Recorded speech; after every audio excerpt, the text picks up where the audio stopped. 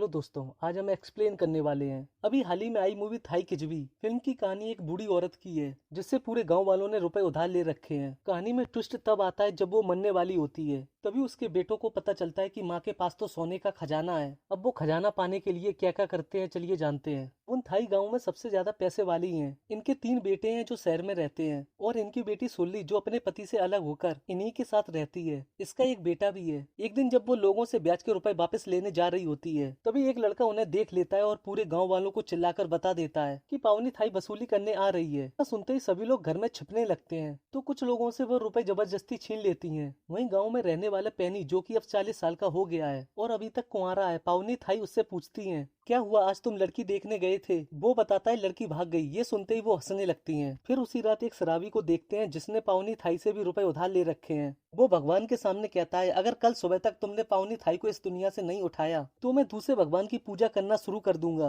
अगले दिन वो बीमार पड़ जाती हैं और कुछ बोल नहीं पाती हैं। ये देख सभी गांव वाले खुश हो जाते हैं। इधर शराबी भगवान से कहता है आपने तो सच में मेरा काम कर दिया। कुछ देर बाद पैनी एक वैद्य को लेकर आता है और कहता है कैसे भी करके इन्हें ठीक कर दो। तभी सभी लोग देखते हैं कि पावनी थाई अपने हाथों से कुछ इशारा कर रही हैं, लेकिन कोई भी कुछ समझ नहीं पा रहा है। फिर वैद्य चेक करके बताता है कि पावनी थाई रात तक मर जाएंगी। ये बात उनके बेटों को भी पता चल जाती है और उसी रात अपनी फैमिली के साथ आ जाते हैं, पर घर के अंदर नहीं जाते हैं। भी एक आदमी पूछता है ये लोग घर के अंदर जाकर माँ को क्यों नहीं देख रहे हैं। फिर दूसरा आदमी बताता है और कहानी 4 साल पहले फ्लैशबैक में दिखाते हैं कि पावनी थाई के पति मर गए हैं और उसी रात तीनों बेटे जायदाद बांटने के लिए लड़ने लगते हैं। तभी दामाद कहता है शादी में आपने 25 तोला सोना देने की बात कही थी पर अभी तक 3 तोला सोना नहीं दिया है। वो कहती है पहले 22 तोला सोना लाकर दिखाओ तब मैं 3 तोला दूंगी, कि मैं जानती हूँ तुमने वो सोना गिरवी रखकर सब शराब में उड़ा दिया। फिर वो कहता है अपनी बेटी अपने पास रख लो, मुझे नहीं चाहिए। तभी उनका बड़ा बेटा उपलियन कहता है अब आपको सारी जायदाद की क्या जरूरत है। वो कहती है तुम्हारे पापा तो कुछ भी काम नहीं करते थे, मैंने लोगों के घरों में काम करके एक एक पैसा जोड़कर ये जायदाद बनाई है। जब तक मैं जिंदा हूँ मेरी जायदाद पर मेरा ही अधिकार है और जब मेरे मरने की खबर मिले तभी घर के अंदर पैर रखना। अब कहानी प्रेजेंट में शिफ्ट होती है। तभी एक आदमी जिसका नाम गोल्ड कुमार है आता है और पावनी थाई के पैर छूकर बाहर चला जाता है। पैनी पूछता है मैंने तो तुम्हें यहाँ कभी नहीं देखा, कौन हो तुम।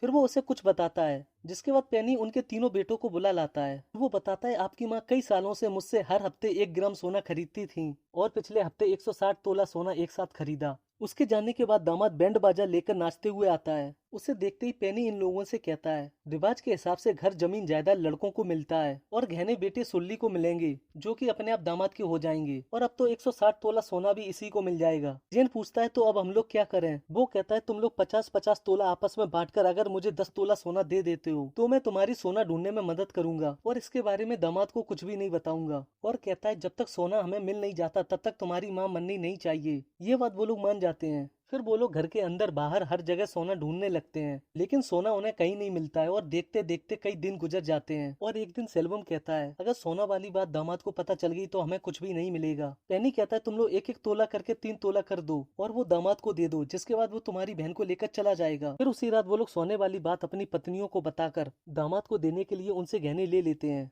इसके बाद तीनों बहुएं माँ का ख्याल रखने लगती हैं। अगले सीन में पैनी टीवी देख रहा होता है जिसमें एंकर इशारों से न्यूज बता रहा होता है और उन्हें जाकर बताता है अब दामाद को 3 तोला सोना देने की जरूरत नहीं है, तुम्हारी माँ इशारों से क्या बताना चाहती हैं ये जानने का मुझे आइडिया मिल गया है। अगले दिन वो एंकर को प्लेन से बुलवा लेता है और सभी लोगों को बाहर भेजकर पावनी थाई के इशारों को समझने के लिए बोलता है। थोड़ी देर बाद एंकर बताता है 3 जगहों पर या फिर हिस्सों में पैसा, सोना या कोई कीमती चीज है। विजयन पूछता है ये सब उन्होंने कहाँ पर छिपा कर रखा है। एंकर कहता है ये सब बताने से पहले आपकी माँ का बीपी डाउन हो गया। फिर वो कहता है आपकी माँ क्या बताना चाहती है ये जानने के लिए इन्हें शहर के किसी बड़े हॉस्पिटल में एडमिट करना होगा। इसके बाद वो लोग बिना किसी को कुछ बताए पावनी थाई को शहर के किसी बड़े हॉस्पिटल में एडमिट करवा देते हैं और देखते ही देखते कई दिन गुजर जाते हैं। और एक दिन जब उनकी बीवियां मिलने आती हैं तो विजयन उनसे कहता है अगर सुल्ली माँ के हाथों का इशारा समझ गई तो हमारी सारी मेहनत बेकार चली जाएगी, इसलिए ये अकेली घर से बाहर न निकले, तुम तीनों उस पर नजर रखना। इसके बाद वो लोग सुल्ली पर हमेशा नजर रखने लगते हैं। फिर रुपयों की जरूरत पड़ने पर वो अपनी पत्नी को फोन करके पैनी के हाथों सोना भेजने के लिए कहता है। अगले दिन पैनी को सोना देते हुए सुल्ली का बेटा देख लेता है।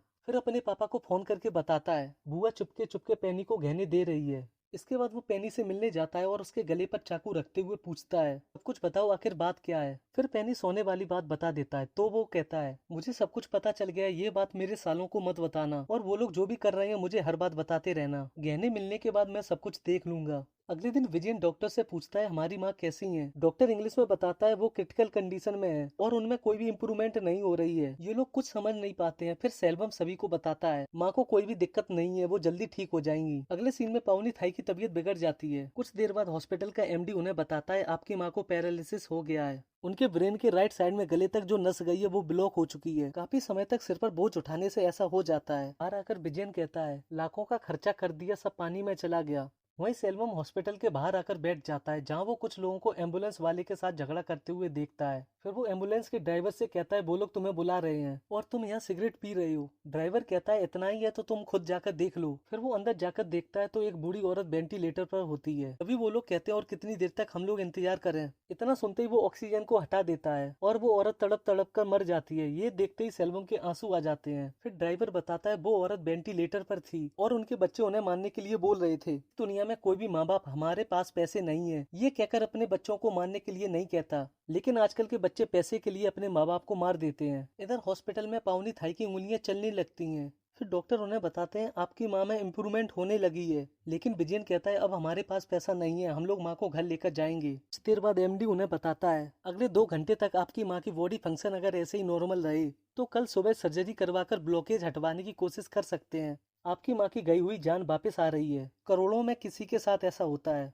विजयन कहता है अब हमसे नहीं हो पाएगा, इन्हें डिस्चार्ज कर दीजिए। एमडी कहता है आपके कहने से हम लोग डिस्चार्ज नहीं कर सकते, 2 घंटे ऑब्जर्वेशन में रखकर ही भेजूंगा। उनके जाने के बाद सेल्वन डॉक्टर से पूछता है सर्जरी में कितना खर्चा आ जाएगा। डॉक्टर बताता है 3.5 से 4 लाख तक का खर्चा आएगा। ये बात सुनते ही पेनी दामाद को फोन करके बताता है ये लोग पावनी थाई को डिस्चार्ज करवा रहे हैं, थोड़े पैसे से इनकी जान बच सकती है। कुछ देर बाद वो पेनी को रुपए देते हुए कहता है ये रुपए मैं अपनी बीवी के गहने गिरवी रखकर लाया हूँ, किसी भी तरह पावनी थाई को बचाना होगा। इधर सेल्वम कहता है इतना खर्चा कर लिया, ये ऑपरेशन भी करवा कर देख लेते हैं। उपलियन कहता है पहले ही हमने लाखों का कर्जा ले लिया है।